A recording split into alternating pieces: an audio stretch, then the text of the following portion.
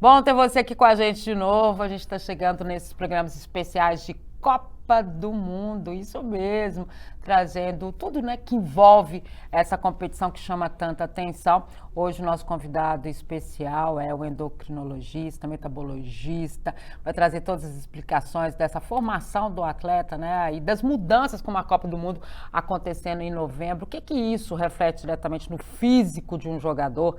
Né? Que preparação especial é essa que tem que ser feita, principalmente para nós, né, os sul-americanos ou as seleções sul-americanas que estão aí em final de temporada? O que acontece? Porque dessa vez é diferente. Em outras Copas você estava no meio do ano, você estava, né, no meio da temporada. Dessa vez não, é a reta final. Claro que a gente tem jogadores atuando na Europa e que daí estão no início de temporada. De qualquer forma, se muda muito, né? Um país com um clima desértico, enfim, essa série de situações. E a gente então está recebendo o doutor Hamilton Choqueira. Obrigada pela presença, doutor. Obrigado, Gilmar. Prazer estar aqui mais uma vez com você. Então vamos explicar para o pessoal o que é essa metabologia no esporte. Pois é, isso é muito legal você abrir esse espaço para a gente, né? Porque é uma forma de a gente melhorar mais ainda a performance dos treinamentos, dos exercícios, né? Dos atletas, né? E nunca foi assim muito pensado isso, como que a parte hormonal pode ajudar, como o metabolismo pode ajudar na performance, do desempenho, no recovery do atleta, na recuperação do atleta, na diminuição de lesões. E isso, para a gente que é endocrinologista, é muito viável, é muito correto, mas é tudo muito polêmico, né? Porque quando se fala de hormônios, quando se fala de metabolismo, a conotação é sempre negativa, né? O hormônio, às vezes é uma palavra que traz assim, um efeito de droga, de algo errado, que dá câncer, que engorda, de algo ilícito, e não é bem isso, né? E é muito importante essa parte hormonal, ela está muito ligada com toda a parte muscular, com todo o desenvolvimento de força, disposição, energia, vitalidade, que o atleta de ponta, né? Nós também, mas o atleta de ponta, principalmente dentro de uma Copa do Mundo, precisa ter, né? E a gente, como você bem disse, eu já tinha pensado sobre isso, assim, essa é uma Copa completamente diferente, né? A época do ano é diferente, a umidade é diferente, a temperatura é diferente, a preparação do atleta é diferente, né? Então a gente acredita que nessa Copa do Mundo possa ter muitas surpresas, às vezes negativas, caso os atletas não estejam bem preparados, que as comissões técnicas não estejam adequadas a entender um pouquinho a questão dessa parte metabólica dos atletas, né, que vai ser completamente diferente. Copa do Mundo é o momento que eles vão estar dando tudo o que tem, não é o momento onde eles vão se poupar, não é o momento onde eles vão assim, esperar um próximo passo, né? Eles vão tentar entregar tudo ali. E para isso eles têm que estar muito bem. E um jovem, né, começando uma Copa do Mundo dessa, no início de temporada, como vai ser essa Copa do Mundo para os jogadores que são europeus, a gente sabe que estatisticamente o maior número de lesões acontece nas pré-temporadas. O maior número de lesões acontece no início. Por quê, doutor? Por que a gente sempre fala, né, a pré-temporada que a gente chama, né, quando você está o início dos trabalhos, que para a gente aqui no Brasil começa no início do ano mesmo, né? Começa no início do ano é ótimo, mas é exatamente isso. A pré-temporada se inicia quando você volta das férias, que normalmente no início do ano. Diferente para os europeus que fazem esse reinício no meio do ano, né? E a gente sempre diz assim, ó, essa pré-temporada, essa preparação é muito importante para evitar lesões durante o ano todo. Não quer dizer que elas não venham, né? Mas obviamente, você diminui o tempo, né, até de recuperação dos jogadores, dependendo de como você faz essa pré-temporada, né? E aí você vai para uma competição dessa que tem esse nível de exigência. E por que isso está diretamente ligado à seleção brasileira? Exatamente porque a gente tem muitos atletas atuando no futebol europeu, né? Ou atuando em países que têm um calendário começando neste período de Copa do Mundo, né? Ou seja, eles estão mais dispostos a lesões, como você falou. Por quê? Isso aí é muito complexo, mas é fácil de a gente tentar explicar o que acontece, né? Normalmente, mente e corpo, elas não estão muito interligadas no momento. Por exemplo, A gente fala muito hoje que os 60 anos hoje são os novos 50, que os 40 são os novos 30. Isso. Né? Por que a gente não tem atleta profissional com mais de 35, com 40 anos? É raríssimo a gente ver. Porque geralmente a mente, ela está à frente, a mente é mais jovem do que o corpo, né? Então o indivíduo começa a jogar o ano inteiro, igual no futebol aqui, segunda, é na quinta, outro joga na quarta, joga no sábado, é campeonato 1, é campeonato 2, é Copa dos Campeões, é Copa de não sei o quê. Então, assim, a intensidade, o desgaste é muito grande. Chega no final de uma temporada, eles entram em férias, né? Então, por exemplo, aqui no Brasil, um vai pescar, outro vai para o sítio, outro vai para a Europa, outro vai não sei o quê, né? E quando chega no início da temporada, cada um chega de um jeito. Mas a mente deles está sempre pronta. A mente deles está sempre preparada. Porque eu posso fazer isso, eu faço isso, eu já fiz isso. Só que o corpo não está preparado. E aí, começa a pré-temporada, por exemplo, eles começam a selecionar os jogadores. Uns vão treinar com um grupo, outros vão treinar com o outro, de acordo. Porque um engordou, um ganhou, perdeu massa muscular, um está sem condicionamento. Não tem mais facilidade para recuperar essa condição física. Que é o recovery, o o outro não tem. Né? Então, assim, mas com 20 e poucos dias, 23 dias de pré-temporada, está todo mundo no mesmo nível. Ponto. Isso é o que acontece normalmente. Nós estamos pegando a Copa do Mundo agora no final do ano. Né? Vai ser agora em novembro, a partir. Nós estamos na Copa do Mundo, né? Então, assim, final de ano. Então, assim, os jogadores que estão na Europa, eles já terminaram a temporada. E como se estivesse agora entrando numa pré-temporada. Correto? Certo. Então, acontece isso. A mente deles está pronta, mas o corpo ainda não está.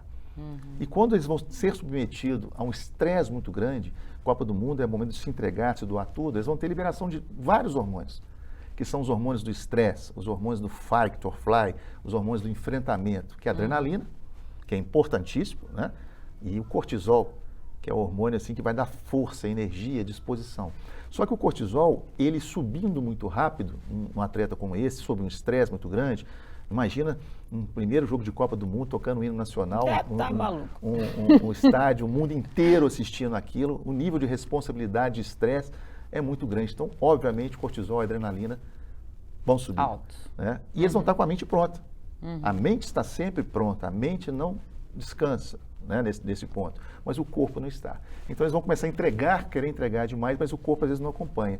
Então a chance de um estiramento, a chance de se machucar, a chance de uma lesão de ligamento, uma lesão de tornozelo, vai ser muito maior para esses atletas. Então é importante que se atente a isso. Né? Agora, aí podia vir uma pergunta de 1 milhão, né? O que fazer então? Qual que é o planejamento? Então, o que se pode fazer? Pois é, esse planejamento já deveria ter sido feito. Esses atletas, né? É uma coisa que em um dos países, essa lista de quem vai para a Copa do Mundo, já deveria estar pronta. E aberto uma janela ou outra ali, isso assim, eu não sou profissional da área, não sou do esporte como vocês, mas a gente falando como médico. Essas pessoas deveriam já estar selecionadas e elas já estão sendo preparadas do ponto de vista metabólico para isso, para esse entendimento de como esse impacto poderia causar no corpo desses indivíduos. Né? Para nós aqui, para o sul-americano, teoricamente vai ser mais fácil. Mas para nós, os sul-americanos, nem sempre nós somos vamos ser os titulares, né, da seleção, exceto do Brasil aqui, quem talvez seja titular. Sim, sim, atuando no Brasil, daí a seleção, né? O time principal, né, em sua maioria é formado, né, o principal é formado em sua maioria pelos jogadores que atuam na Europa. Então, mas esses jogadores sul-americanos talvez sejam mais fáceis, porque eles já estão no nível de estresse da temporada inteira, que já condicionou o seu corpo, já teve as lesões que deveriam ter, né, já se recuperaram, já viram aquele fight or flight, né, de perto, aquela luta ou fuga de perto. Né? Então, assim, o corpo vai estar mais preparado para isso. Né? Mas para aqueles que estão começando a temporada, que vai ser a grande maioria dos atletas, então, assim, a expectativa é que vocês não tiverem uma fisiologia, uma metabologia muito boa nas equipes, nas seleções, eles têm um índice de lesão muito alto já nas primeiras partidas, exatamente por esse nível hormonal de estresse muito alto e aquilo que eu repito, a mente está à frente do corpo. A mente vai estar pronta, mas o corpo ainda não vai estar pronto. E aí que é o grande peso aí que pode acontecer de problema nessa Copa do Mundo, diferente de tudo, né? A gente tem um clima desértico, né, entre 20 e 30 graus. No Catar agora é inverno, né, e por isso que essa temperatura está mais baixa, e é exatamente por isso que a Copa está sendo realizada nesse período, porque o normal de Doha, a média lá é entre 40 e 50 graus, que é uma média muito alta quando você está no verão, enfim. E no inverno agora entre 20 e 30 graus, que também é uma variação muito grande, né? Você tem locais que você vai ter uma temperatura um pouco mais baixa, locais que você vai ter uma variação de temperatura muito alta. Essa variação também tem a ver? Tem muito a ver. E o tempo de preparação para esse ambiente, para essa ambientalização dos atletas é pequeno. É muito pequeno. Né? Então, quer dizer, a seleção vai começar a se reunir agora, acho que no início de você tem aí um mês, mais ou menos, né, de adaptação. E essa preparação não vai ser lá totalmente. Não. Vai ser aqui no Brasil, por exemplo, a nossa, né, seleção vai ser aqui no Brasil, e depois, não sei quanto tempo antes, né, talvez uns 15 dias antes, né, eles devem ir para lá. Né? Então, ainda é pequena isso. Então, eu acho que é uma incógnita muito grande o que vai acontecer. Né? Tomara que dê tudo certo aí, tomara que não tenha piores, né? Esses craques das todas as seleções não se lesionam para ficar a Copa mais bonita, né? Que essa Copa a gente está com muita expectativa, né? Todo mundo está, né? Mas tem que se pensar nisso, né? Porque essa preparação do atleta do ponto de vista hormonal, metabólico, junto com o ponto de vista funcional, fisiológico, né? De condicionamento físico, é muito importante também, né? Então... E eu gosto sempre de perguntar para o doutor Hamilton o seguinte, que é uma questão que a gente tem muito, né? E a gente acompanhou nessa temporada de 2022 muito próximo da gente, em várias equipes, né? Que eram favoritas e tal. Essa história de que a pressão também, principalmente quando a gente está falando de Copa do Mundo, né? A pressão interfere diretamente no desempenho do atleta. É interessante isso, né? A pressão, o psicológico, ele interfere diretamente no físico. E muita gente ainda não acredita que isso é possível. Às vezes o torcedor vira pra gente e fala assim, mas como é que pode? O que é isso? Tá na cabeça dele, o cara, como é que ele muda tanto assim? Só que é involuntário, é do corpo, né? É uma coisa que a gente tenta explicar e às vezes não consegue. Por exemplo, a gente está com o Neymar hoje, que é o grande, né, destaque dessa seleção do Tite, que tem uma pressão muito grande em cima dele, né? Ele não sai nem entre os 10 primeiros melhores do mundo. E aí o pessoal fala assim, não, mas e você conversa com o Tite, como a gente conversou há pouco tempo, e a gente fala, não, essa seleção está chegando com um preparo completamente diferente, a gente tem certeza que está chegando muito mais bem preparada do que chegou na última Copa do Mundo, com o Neymar numa fase muito boa, que ele realmente está numa fase melhor, né, a pessoal nem tanto, mas a fase dele do futebol, assim. Agora, essa pressão toda, ela pode interferir de forma negativa, né? Isso você estava falando, eu estava lembrando, alguns anos atrás, eles me convidaram também para falar sobre isso, exatamente, sobre pressão no esporte. A gente está vivendo um problema grande aqui com o Cruzeiro, em Minas Gerais. Entendi. Tá? O Cruzeiro ficou 3 anos aí, né? O último ano agora, que foi que arrebentou. Mas a pergunta era essa, essa pressão que o Cruzeiro estava vivendo, um clube dessa magnitude, na segunda divisão, vindo de uma primeira divisão, com todas essas coisas que aconteceram, né? Colocando um peso em cima dos atletas, os maiores atletas saindo, os atletas chegando, atletas novos, de pequenos times, não sei o que tal, e querendo que eles, sabe, que eles representassem mesmo o que é a grandiosidade do Cruzeiro. A instituição. A instituição. E aconteceu o que aconteceu. Eu falei isso na época, falei, se não tiver uma preparação mental, uma preparação metabólica, se não controlar essa parte hormonal, esse estresse, esse cortisol, essa adrenalina que atrapalha muitas vezes, vai patinar, como patinou. Depois que a casa foi acertada, que a cabeça foi corrigindo, que até os que estavam nessa queda, né, acabaram indo embora, e daí você tem novos que não tinham aquele prejuízo mental, né, da queda, e até a nível de diretoria e de tudo mais, né, que vem a SAF que muda tudo, né? E aí depois deslanchou, né? Então, assim, eu acredito muito nisso, né? Acho que o pensamento tem muito poder, eu acho que o nosso corpo responde muito ao que a gente pensa, né? A gente vê isso, a questão hormonal, a gente que é endocrinologista entende muito bem isso, né? Por exemplo, eu estou com você aqui, por mais experiência que eu tenho, a gente fica ansioso, a gente tem a adrenalina sobe, o coração, né, a boca seca um pouquinho, né? Isso tudo são ações hormonais, né? Então, assim, esse pensamento, igual você falou, na cabeça do Neymar não estava boa, e demonstrou isso, como é que influenciou isso ao longo dos últimos anos da Da carreira própria carreira dele. dele, né? Aí você fala assim, nossa, ele já está com 30 anos e parece assustador quando você olha e fala assim, gente, Sempre mas... é o menino Neymar, né? E não tem mais isso de menino. Então, esse psicológico funciona muito, né? Funciona. E aí é legal a gente explicar o seguinte, não é o psicológico, né, só o mental, é porque isso interfere diretamente nos hormônios, Total. né? Total. Se você está vendo uma série na televisão, você sabe que tem atores, tem atrizes, tem gente atrás das câmeras, como tem aqui, né? Que ali é tudo, né? É uma história. Você se emociona, você ri, você chora, você tem medo, você se assusta. Agora imagina o filme da vida real, né? O peso, por exemplo, no caso dos atletas, né? De responsabilidade, né? De treino, jogo, treino, né? A pressão, olha A a ser pressão, melhor, olha a tem que ser o seleção do melhor, Brasil, tem que não ser, sei o temos que ser quê. campeão, não sei o quê, né? Então, se isso faz com que o nosso corpo crie uma defesa.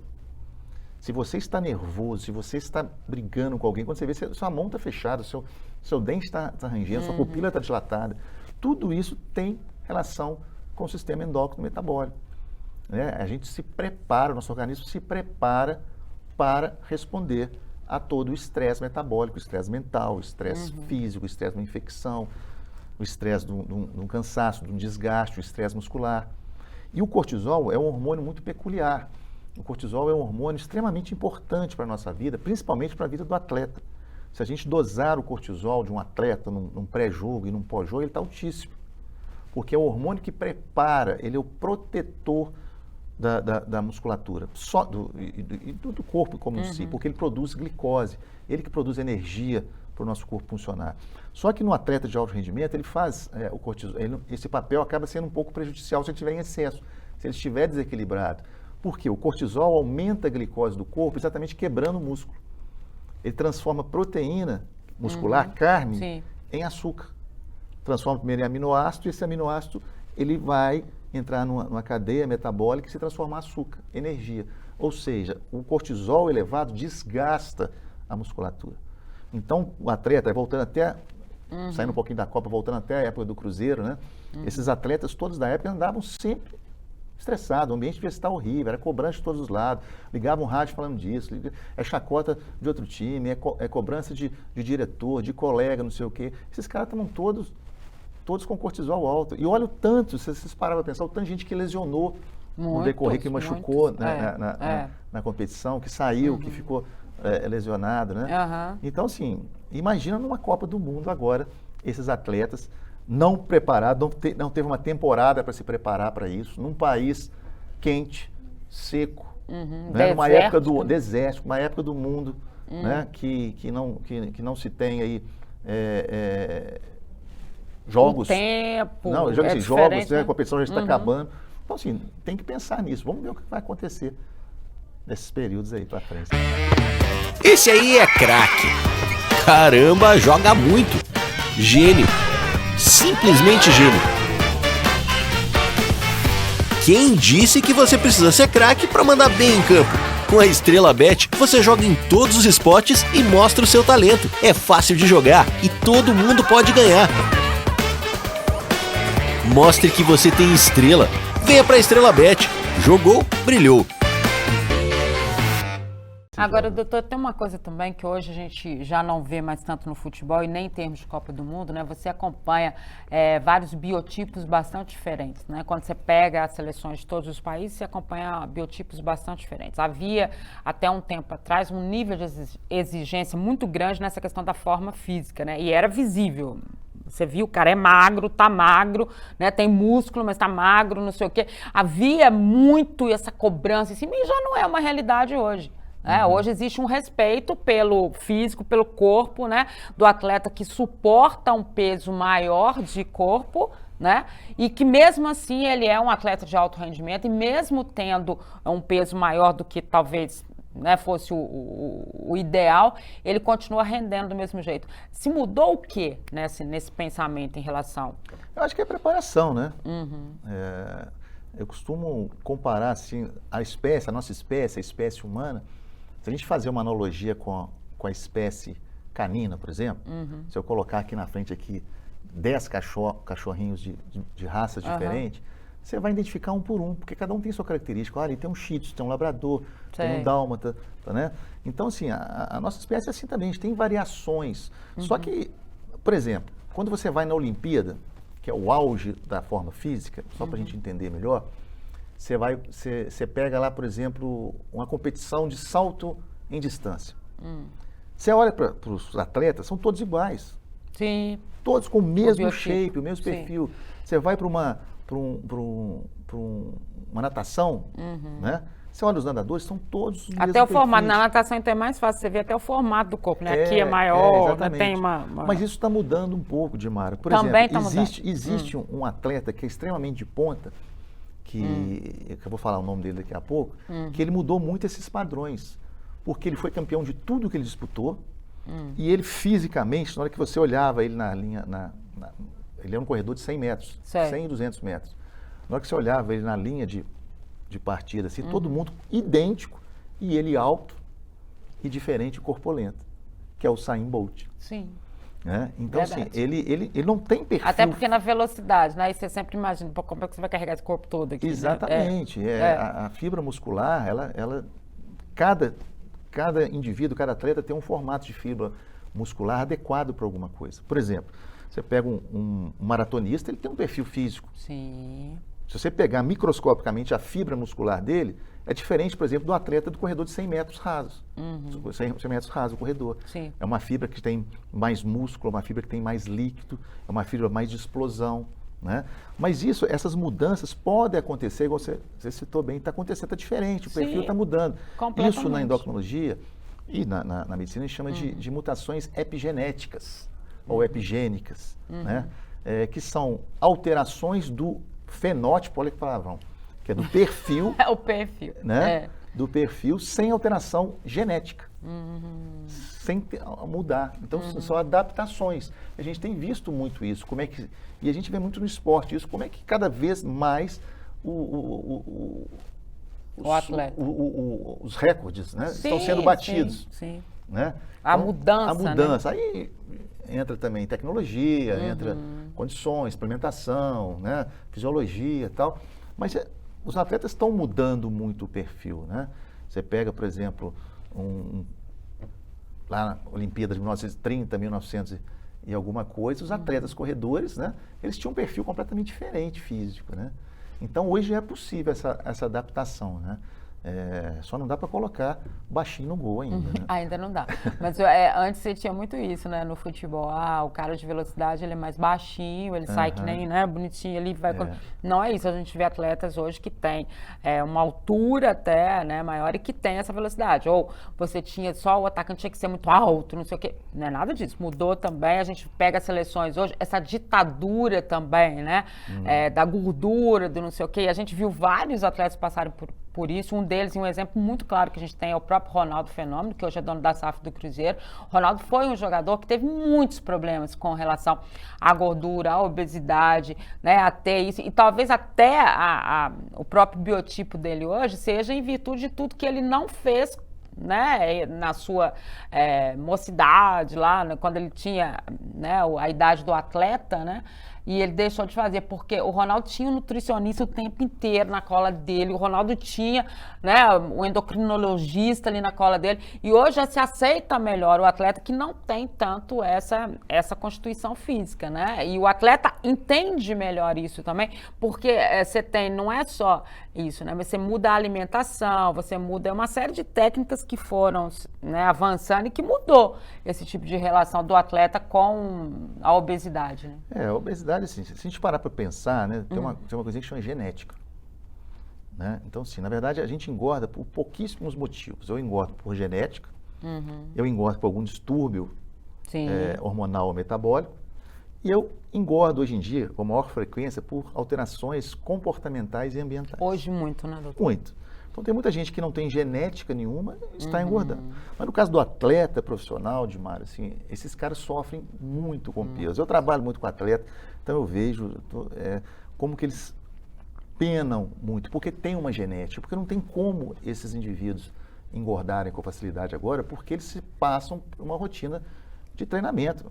Eles comem numa concentração, eles têm um nutricionista, eles têm um exercício físico diário. Então, a chance deles engordarem de uma forma que a genética ditou para eles é muito pequena enquanto eles são jovens, enquanto eles estão na atividade. Que aí é mais ou menos o normal do ser humano, né? Normal do ser humano. Porque se você pega hoje ex-atletas, né, tem vários ex-atletas que já fizeram a cirurgia bariátrica.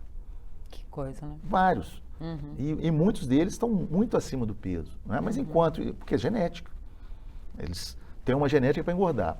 Comem muito durante os treinamentos, durante as competições, durante o tempo que foi profissional. E depois para com tudo. Senta numa mesa como essa, você vai comentar jogo de futebol, e se não mudar os hábitos, isso aí vai tudo embora. Eles vão começar a engordar mesmo, estão mais expostos. Outra coisa que é importante, que a metabologia do esporte fala muito disso, é a questão do risco de doenças degenerativas no atleta de alto rendimento, depois que se para de... Por quê? Exatamente isso, por causa do desgaste muito grande. Né? Essas pessoas são sobre-humanas. O cara para chegar de ponta, né? De ponta. Os caras para chegar no nível de Ronaldinho Gaúcho, né? Do que o Messi, do que é o Neymar hoje, Cristiano Ronaldo. O nível de Esses caras, eles estão com um nível hormonal e metabólico sempre muito intensos. E a gente tem em cada célula do nosso corpo uma bateriazinha, igual o celular da gente tem a bateria, que ela não descarrega, eu não preciso carregar. Então, cada célula do meu corpo, eu tenho uma bateriazinha que chama-se mitocôndria.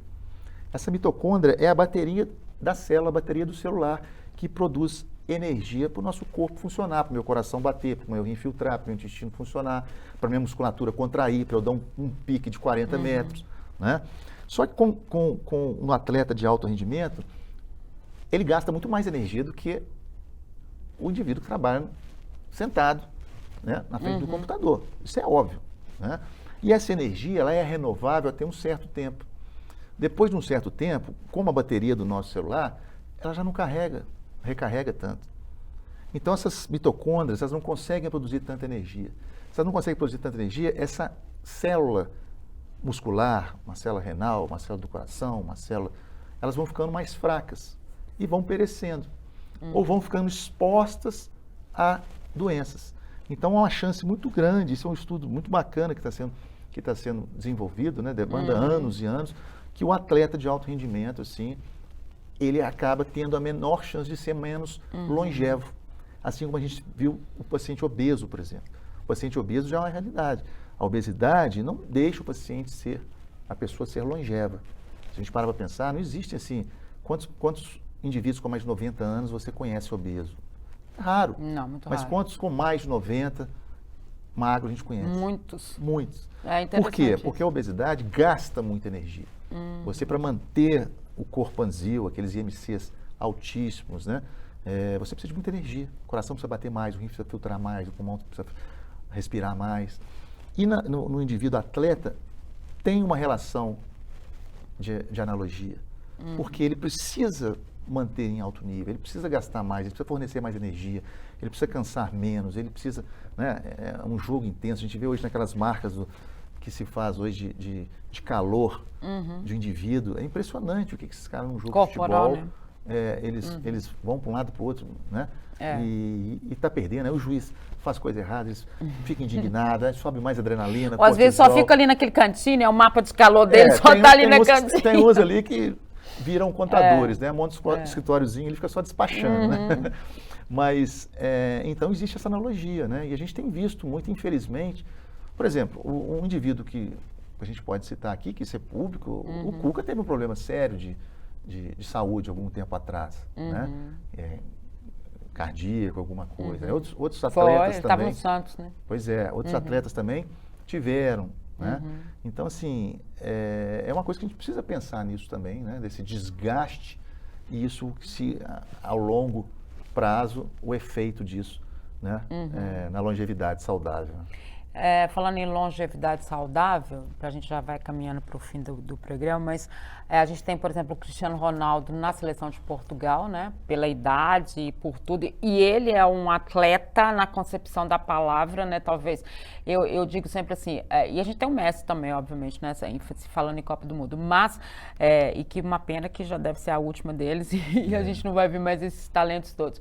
Mas você tem jogadores nessa faixa etária, né? E que se tornaram, o Cristiano Ronaldo, para mim, é o exemplo do grande atleta mesmo, atleta na concepção da palavra. Não é só porque quando termina o jogo ele continua lá cobrando as faltas e chutando a gol e exige que os companheiros façam a mesma coisa, não. É porque ele, a vida dele toda de atleta, ele teve essa concepção. Né, é o que eu gosto, é o que eu quero fazer e eu vou me preparar da forma correta, eu vou estar corretamente. É isso que leva a gente ver, hoje, obviamente, já com as suas restrições, mas aí são da idade, né? Mas é o corpo muito saudável ainda, né? Para estar ali da forma como ele está, né? E eu faço analogia de novo com os cãezinhos, né? Uhum. Por exemplo, você citou Messi e Cristiano Ronaldo. Isso. Se fosse na raça canina, por exemplo, eles não seriam da mesma raça. Não. Desculpa, na espécie canina, Isso. eles não seriam da mesma raça. Não. Então você olha, por exemplo, um cão, ele é um labrador, o outro, por exemplo, é um Rottweiler, eles são completamente diferentes. É o físico, o shape, o fenótipo que a gente falou, são completamente diferentes. Por exemplo, o Cristiano Ronaldo, ele tem uma característica física que ele é muito favorável para o atleta. Por isso que ele é atleta mais de força, atleta mais de explosão, que ele é o que a gente chama de mesomorfo. Ele é o atleta que ele é totalmente equilibrado do ponto de vista físico. É longilíneo. Ele tem envergadura do tamanho da altura, ele tem a relação que a gente chama pubis-pé, pubis-cabeça idêntica, e ele tem se você mandar ele colocar o pé dele, a sola do pé aqui no antebraço, vai ser do mesmo tamanho. É mesmo? O mesomorfo, ele tem isso. Vocês em casa, depois, se você saber se são mesomorfos, paga esse mico de colocar a sua planta do pé no seu antebraço. Se for do mesmo tamanho, é mesomorfo. E se você não conseguir fazer, você começa Se não conseguir fazer, porque a barriguinha está grande, ou está precisando alongar, né? Entendi. Agora, já o Messi, ele é um endomorfo. Sim. Ele é um cara que tem uma característica mais centrípeta. Ele é um cara que ele tem, a fibra dele retém mais líquido. Então ele não é o cara só da explosão. Ele é o cara do pensamento, ele é o cara, né? Tem inteligência. O Cristiano Ronaldo não, ele é da explosão. Então se fosse comparar com a espécie canina, o Cristiano Ronaldo seria, por exemplo, o Doberman. Né? E o Messi, ele não é tão grande assim, mas seria mais ou menos o labrador. Sei. Porque são características físicas diferentes, né? Então, a característica física, a gente tem que aprender isso. O atleta, tem atleta que é moldado para certos esportes, né? E como eu falei, na Olimpíada a gente vê muito isso. Né? Então, você tem a característica. Antigamente, fala, você é alta, vai jogar vôlei, vai jogar basquete, né? Hoje já não... Hoje não é só isso, você pode ter outras possibilidades também. Doutor, para a gente encerrar, então, e até falando para o torcedor brasileiro que vai acompanhar a seleção e tudo mais, que vai ter as cobranças que a gente sabe todas que vai enfrentar, saber que um atleta é muito mais do que só aquilo que a gente está vendo ali, né? É uma relação hormonal, é uma relação metabólica, é uma relação com o momento, com a história, ou seja, uma série de coisas que fazem com que uma seleção com tantos, né, atletas diferentes e em situações diferentes possa ou não dar certo, né? E por isso que a gente trouxe o doutor Hamilton hoje para explicar para a gente um pouquinho dessa metodologia que faz com que a nossa seleção possa ser diferente, né? Exatamente, é isso aí. E eu agradeço mais uma vez o espaço, você está sempre abrindo espaço para a gente falar sobre o nosso trabalho, tudo, né? Essa parte hormonal, infelizmente, ainda tem muito tabu, né?